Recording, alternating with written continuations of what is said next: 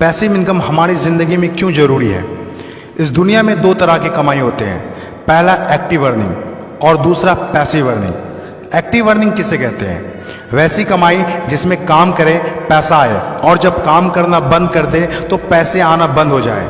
जैसे जॉब पर जा रहे हैं, पैसा आ रहा है, जॉब पर जाना बंद, पैसे आना बंद। एक दुकानदार दुकान खोल रहा है, पैसा आ रहा है, दुकान खोलना बंद, पैसे आना बंद। एक किसान खेती कर रहा है, पैसा आ रहा है, खेती करना बंद, पैसा बंद। एक मजदूर मजदूरी कर रहा है, पैसा आ रहा है, मजदूरी करना बंद, पैसा बंद। It's called active earning. और दूसरा पैसिव अर्निंग। पैसिव अर्निंग किसे कहते हैं?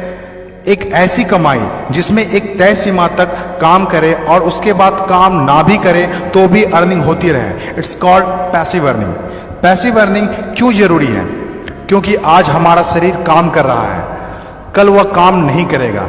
आज कुछ ऐसा करना है जो हमारी मौजूदगी ना भी हो तो भी हमें रेगुलर इनकम आती रहे, और वो ज़्यादा ज़रूरी है। पैसिव अर्निंग जिससे एक मिडिल क्लास और पुअर फैमिली भी आसानी से अपनी अर्निंग बढ़ाकर एक अच्छी ज़िंदगी जी सकता है। आज पैसिव अर्निंग के तरीके का इस्तेमाल वर्ल्ड के सभी अमीर लोग, बिजनेसमैन, पॉलिटिशियन और एक्टर सभी अपने लाइफ में पैसे कमाने में करते हैं। पैसिव अर्निंग का मतलब ऐसा काम जिसमें किसी काम का रेगुलर इनकम आता रहे, जैसे रेंटेड प्रॉपर्टी, कोई मकान, बंगला या रूम को रेंट पर देने से जो पैसा आए।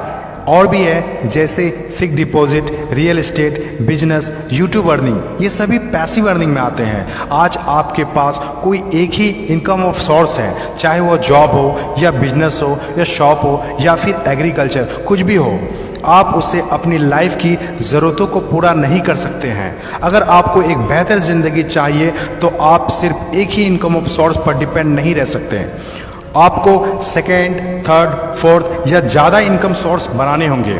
जितनी ज़्यादा इनकम ऑफ सोर्स होगी उतनी ज़्यादा अर्निंग होगी और आप अपने फैमिली को एक बेहतर ज़िंदगी दे पाएंगे। पैसिव अर्निंग करने के लिए आप ऑनलाइन और ऑफलाइन दोनों तरीके से कर सकते हैं। इसीलिए पहले आप कंफर्म करें कि आप किस तरह शुरुआत करना चाहते हैं। आपको बेसिक और सिंपल आइडियाज़ चाहिए, ज़्यादा रिस्क भी नहीं हो और इन्वेस्टमेंट भी कम लगे। डायरेक्ट सेलिंग बिजनेस सबसे बड़ा एग्जाम्पल है।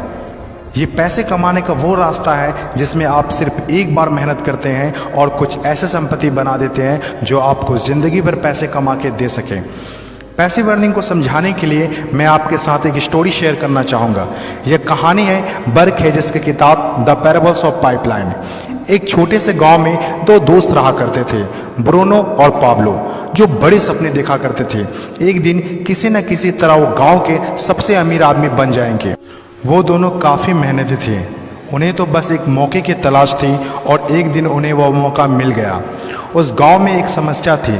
गांव वाले को पानी लाने के लिए नदी में जाना होता था और आधा दिन पानी लाने में ही गुजर जाता था।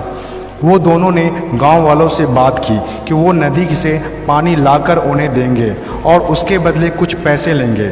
गांव वालों को ये बात अच्छी लगी। अगले दिन दोनों ने एक एक बाल्टी पकड़ी और नदी की तरफ चल दिए कि हर बाल्टी के लिए 10 रुपये दिए। ब्रूनो बहुत खुश हुआ, लेकिन पाब्लो को इतनी ज़्यादा खुशी नहीं थी। पाब्लो को बाल्टी ढोने की वजह से उसके पीठ में दर्द हो रहा था और हाथों में छाले पड़ गए थे। अगली सुबह फिर से उन्हें ढोने की बात सोचकर ही दहशत हो रही थी। पाब्लो ने नदी से गांव तक पानी लाने का एक अच्छा आइडिया सोचा। जब अगली सुबह दोनों अपनी अपनी बाल्टी उठाकर जाने लगे तो पाब्लो ने कहा, ब्रूनो मेरे पास एक आइडिया है। चंद सिक्कों के बदले मैं दिन भर बाल्टी ढोने की वजह क्यों ना हम नदी से गांव तक पाइपलाइन बना दें।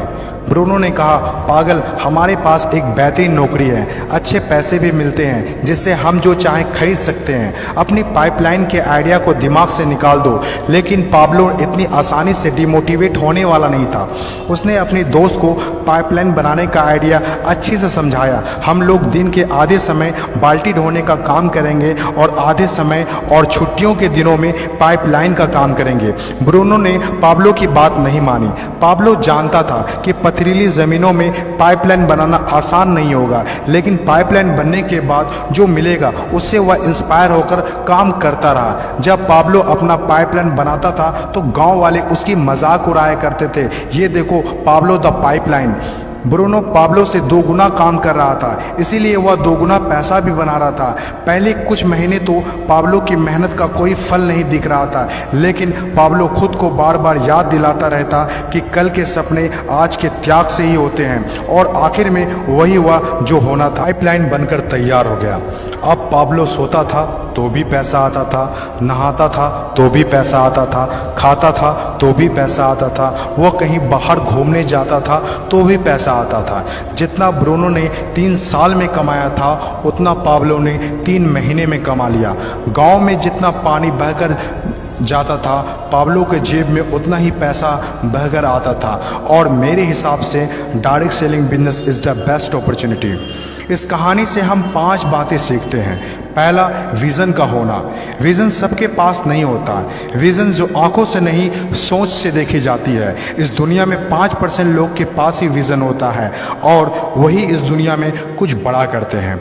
दूसरा, सबसे इम्पोर्टेंट, जब भी आप कुछ हट के करेंगे तो लोग आपका मजाक उड़ाएंगे, ठीक उस पाब्लो की तरह। तीसरा, लगातार काम करना। विज़न पर काम करना आसान नहीं होता है। इसमें ज़बरदस्त फोकस के साथ तब तक काम करना होगा जब तक आप उसे कंप्लीट ना कर ले। चौथा, खुद को इंस्पायर करना। अपने आप को इंस्पायर करने के लिए वो देखना होगा जो पाइपलाइन बनने के बाद आपको मिलेगा। अपने सपनों को विजुलाइज करना होगा ताकि अपने आप को मोटिवेट और इंस्पायर कर सके। पांचवा और सबसे इम्पोर्टेंट बात, प्रॉब्लम सॉल्विंग वर्क। जिस तरह पाब्लो ने गांव की पानी की समस्या को सॉल्व किया, आज हर वो इंसान सक्सेसफुल है जिन्होंने लोगों के प्रॉब्लम को सॉल्व किया है। चाहे वो डॉक्टर हो या इंजीनियर, चाहे वो साइंटिस्ट हो या कोई मोटिवेशनल स्पीकर, आज हर वो इंसान कामयाब हुआ है जिसने भी किसी भी फील्ड में लोगों के प्रॉब्लम को सॉल्व किया है। और डायरेक्ट सेलिंग